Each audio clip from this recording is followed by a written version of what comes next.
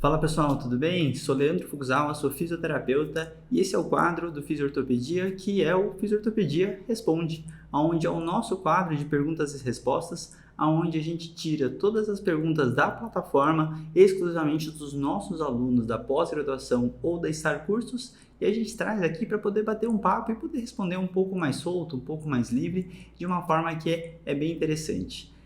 Para quem não sabe, o Fisiortopedia ele tem 2 programas de pós-graduação, um de ortopedia e traumatologia, outro uma especialização em esporte exclusivo para fisioterapeutas. E nesses 2 cursos os alunos podem fazer perguntas onde diretamente temos alguém responsável para responder ou então os nossos professores acabam respondendo também. Mas, como vocês sabem, lá dentro a gente acaba só podendo responder de forma escrita. Então, por isso eu criei esse quadro aqui para a gente poder conversar diretamente e muitas vezes conversar de uma forma mais tranquila, mais leve e realmente conseguir passar mais conhecimento para mais gente, até porque, de forma clichê, a dúvida de um pode ser a dúvida do outro, certo? Então eu vou começar com uma pergunta aqui super interessante, tá? Da Tatiana Borba do Vale, onde ela pergunta na parte sobre lesão em alça de balde, onde a gente fala como caracterizar detalhadamente a lesão em alça de balde e qual é o principal movimento que impacta diretamente na lesão. Além da parte meniscal, algum músculo também sofre de alguma forma com o mecanismo? Essa pergunta é super interessante porque a lesão de alça de balde ela tem uma grande particularidade. Então a gente sabe hoje que as lesões traumáticas de uma forma geral podem acontecer principalmente nas pessoas mais jovens, nas pessoas ativas, e essas pessoas podem sofrer alguma torção, algum trauma direto, e a lesão meniscal pode acontecer de forma traumática. Ou então, ela pode acontecer de uma forma degenerativa, e isso acaba sendo uma questão super interessante para a gente poder eliminar outras questões.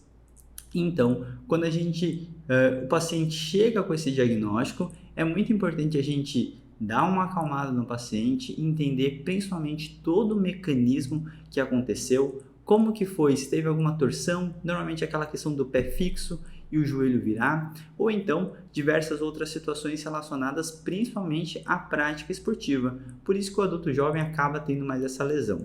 Logo depois disso, a gente começa a questionar esse paciente qual que foi a reação dele logo em seguida, se ele conseguiu estender o joelho de forma completa, se ele teve alguma dificuldade, a região que começou a ter dor, e a gente começa a pensar no que pode ter em torno disso. Lembrando que uma lesão meniscal muitas vezes está relacionado ao trauma agudo com as lesões do menisco medial, lembrando daquela inserção da lesão do ligamento colateral medial, que tem uma inserção mais profunda e a outra mais superficial, e essa tem uma ligação direta. Então a gente precisa primeiro eliminar a questão do ligamento colateral medial para saber que ele não teve nenhum acometimento, certo? Logo em seguida, a gente vai entendendo se teve algum edema, principalmente no dia seguinte, e aí começa a caracterizar as lesões meniscais de uma forma geral, tá, gente? Não estou falando específica ainda da lesão de alça de balde. Logo em seguida, a gente começa a entender um pouco em relação a uma das grandes características se teve algum barulho no momento da lesão, ou então, principalmente, se a gente teve alguma sensação de travamento.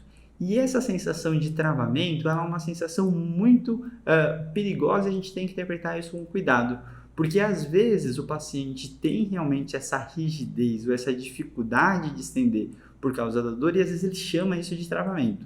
Essa é a parte mais importante que a gente precisa tranquilizar e aprofundar essa questão.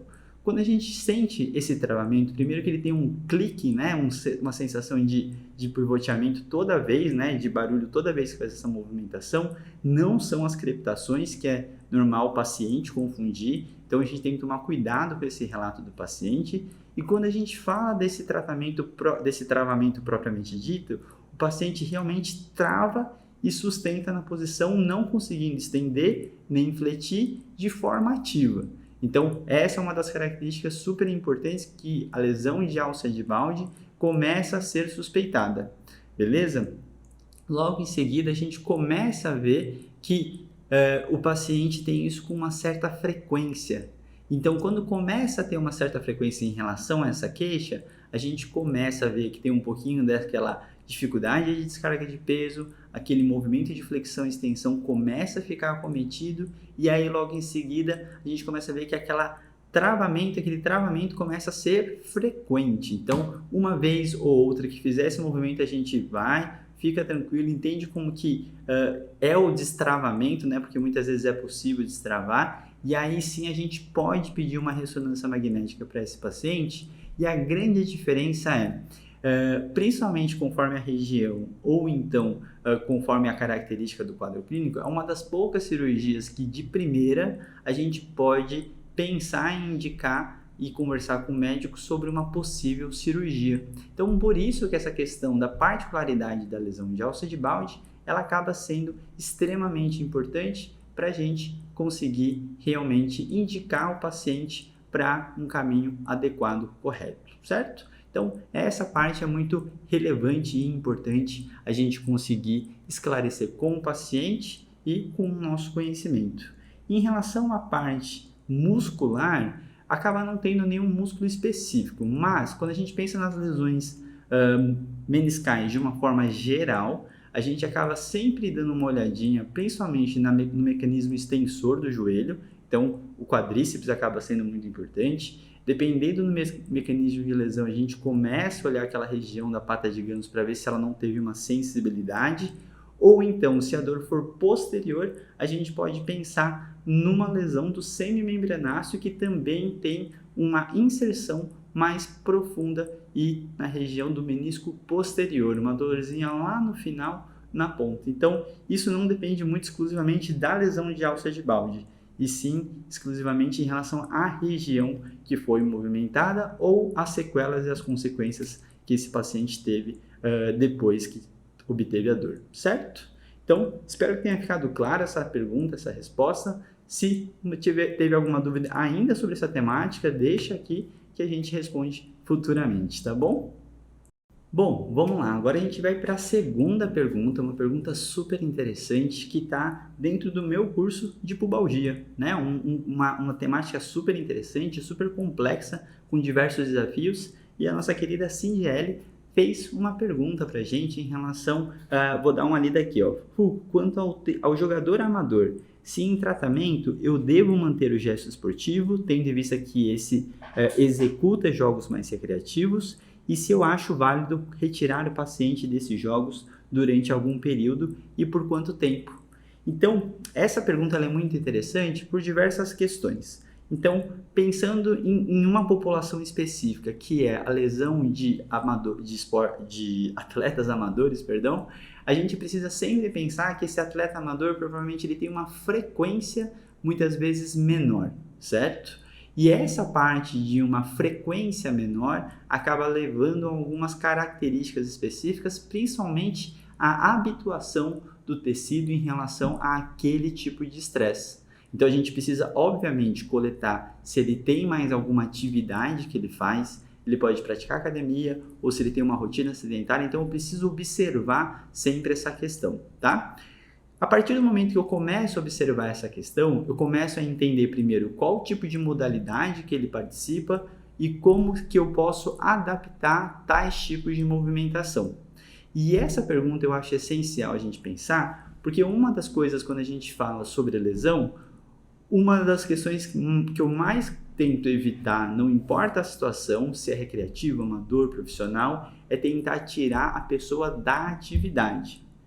A partir do momento que a gente tira esse atleta da atividade, a gente acaba tendo algumas questões muito importantes, que primeiro é o descondicionamento do atleta, descondicionamento específico relacionado às atividades que ele está praticando e literalmente aquele tecido que está em recuperação, muitas vezes ao invés de ajudar e aliviar o sintoma, ele acaba sendo enganado porque ele não está praticando a atividade. E a gente sempre brinca, consertar um avião parado é muito mais difícil do que consertar ele voando. Mas a situação real dele é ele em voo, ele em ação. Então, essa é uma das questões mais importantes quando a gente pensa no retorno esportivo. Então, quando a gente fala sobre o retorno esportivo, eu acho muito interessante a gente pensar sempre que a gente tem uma divisão muito interessante que é retorno à participação, retorno ao esporte e retorno à performance que a pessoa tem. Então, convenhamos que dependendo do estado, do quadro doloroso desse paciente, de uma forma geral, a gente tem que entender qual que ele pode se manter. E quanto mais alto esse nível ele puder se manter, mais interessante é. Então, essa questão ela é muito importante para a gente conseguir literalmente tomar essa decisão em relação ao mais ativo que eu posso manter e o quanto de estímulos diretos que eu posso fazer ao tecido lesionado, que no caso da pubalgia acaba tendo muita relação com movimentos de giro, corrida, explosão, salto. Então a gente vai tentando manter o máximo. Muitas vezes a gente pode entender que ele consegue algumas atividades, outras não, mas o máximo que eu conseguir eu vou manter. E aí eu posso tentar algumas estratégias de modificação de sintoma para realmente conseguir manter esse paciente o mais ativo possível. E como todo mundo que já viu o meu curso da STAR, e quando a gente fala de pubalgia, né, a gente com essa escola e aprendizado do Flávio Brick, a gente acaba usando uma faixinha compressiva na região inguinal que auxilia muito para modificar esse sintoma. Então isso acaba sendo muito importante para o atleta não sair de atividade e principalmente para ele conseguir manter um nível performático super interessante. Então, essa é uma das atenções especiais que a gente precisa ter. Então, o assunto retorno esportivo é extremamente interessante e a gente precisa cada vez mais tentar ser um pouco mais preciso e, principalmente, não afastar o atleta, independente do nível que ele for, o menor tempo possível e, se possível, manter ele dentro da atividade, certo? Então, espero que vocês tenham entendido. De novo, qualquer dúvida é só deixar aqui que a gente tenta buscar uma literatura aí para suprir a sua dúvida, tá bom? Bom, agora a gente vai para a terceira pergunta e eu vou seguir na linha da pubalgia porque ela acaba complementando um pouquinho a pergunta anterior da Cindy. Então, ela fala em relação à pubalgia em sedentário e idosos. Já teve esse perfil atlético, mas hoje ainda mantém o sintoma. É mais presente durante a noite e às vezes desperta o sono e quando a bexiga está cheia. Poderia seguir a mesma linha de raciocínio? Então aqui é uma pergunta super interessante que é em relação à pubalgia num público mais idoso. Uma das coisas que a gente tem que pensar bastante é que a sintomatologia da pubalgia em si, ela acaba englobando diversos tecidos. Então a gente primeiro precisa entender, é uma pubalgia relacionada à parte tendínea, se é uma parte mais muscular, e a gente acaba sempre tendo uma atenção especial naquela região inguinal um pouquinho mais posterior que tem aquela inserção do adutor magno. E o adutor magno acaba sendo um grande músculo auxiliar aonde, se a gente vê o braço de alavanca dele, ele tem um braço de alavanca com maior potencial para fazer a extensão de quadril. Então a gente começa a pegar uma característica biomecânica dele que acaba sendo extremamente interessante e, dependendo do paciente sedentário e idoso, a gente pode pensar que muitas vezes ele está deficitário dessa musculatura. E aí, quando a gente pensa no tratamento, a gente vai manter o raciocínio de certa forma, principalmente porque para quem entende, já viu alguma aula também de novo do professor Flávio Brick, que acaba sendo uma referência para mim nesse assunto, a gente tem muito essa questão de tentar trabalhar alguns sinergistas. E quando a gente pensar nos sinergistas, a gente vai pensar também em isquiotibial, que é um extensor de quadril, e no glúteo máximo em si. Então são dois grupos musculares que a gente vai tentar trabalhar para auxiliar. Isso vale para uma questão atlética e isso vale para uma questão de sedentário. Eu gosto de responder principalmente essa questão porque essa divisão entre sedentário e atleta, muitas vezes os raciocínios são semelhantes sim, mas obviamente a gente precisa entender o contexto e as particularidades da atividade. Então a gente sabe que muitas vezes um treino intenso para o atleta acaba sendo muito complexo, obviamente, mas muitas vezes a atividade diária para o idoso sedentário também vai ser complexo para ele. Então, obviamente, tem uma grande diferença do aonde eu chego com ele, quais atividades que eu pratico com ele. E tudo isso tem a ver com eu fazer uma atenção centrada nessas necessidades do paciente. Num paciente mais idoso, sedentário, eu vou muitas vezes ter que ser mais lúdico. Eu posso trabalhar força? Provavelmente devo trabalhar e eu tenho que só tentar pensar qual que é esse histórico dele. Nesse caso, ela falou que o paciente já tem um histórico atlético, então ele provavelmente tem uma preferência por um movimento. Mas pode acontecer também que o paciente não goste e não tenha nenhum gosto em relação à atividade. Então, nessas horas eu preciso conseguir contornar esse não gostar para conseguir colocar essa musculatura em ação, em atividade.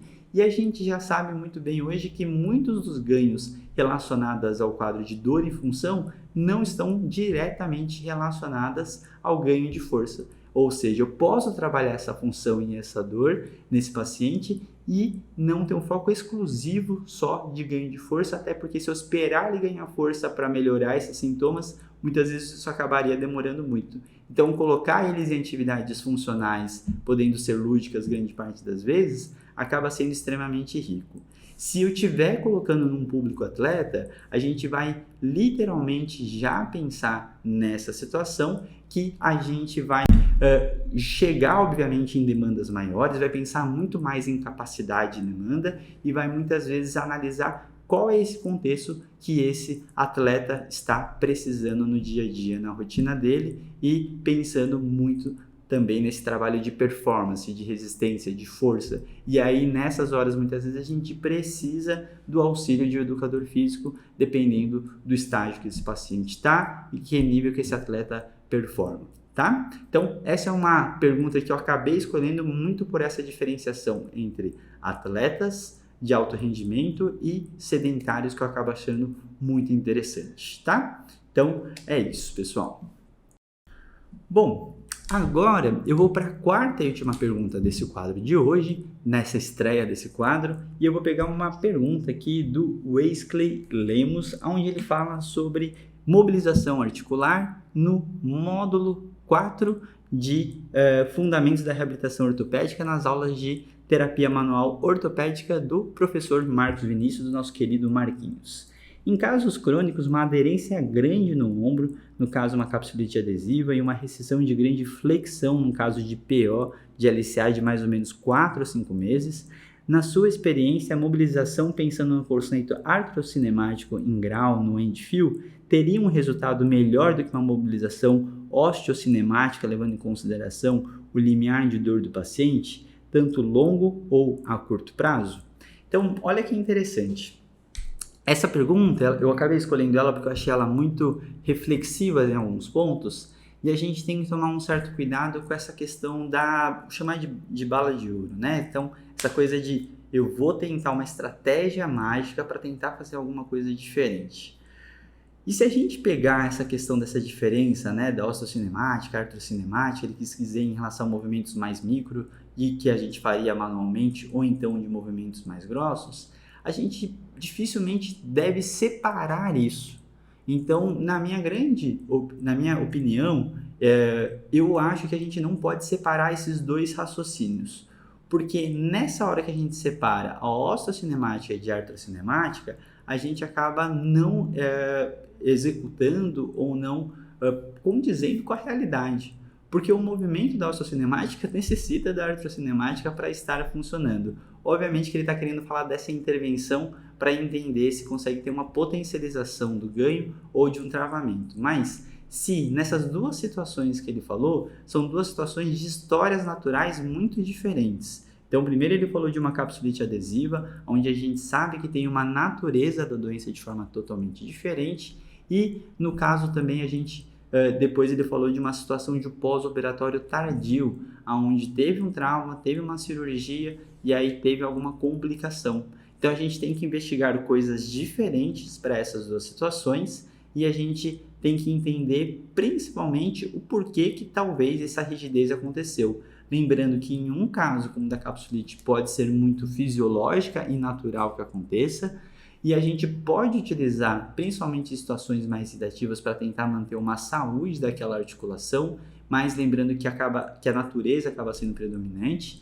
E no caso da complicação do pós-operatório de LCA, a gente não pode assumir que esse seria o grande tchan, porque se depois de 4 ou 5 meses, existe grande chance de uma grande fibrose já ter sido criada. Então a gente precisa entender como está essa condição cirúrgica, e principalmente entender se não teve nenhuma complicação, conversar diretamente com o médico e entender qual que foi todo esse histórico para todo esse tempo o paciente chegar numa rigidez.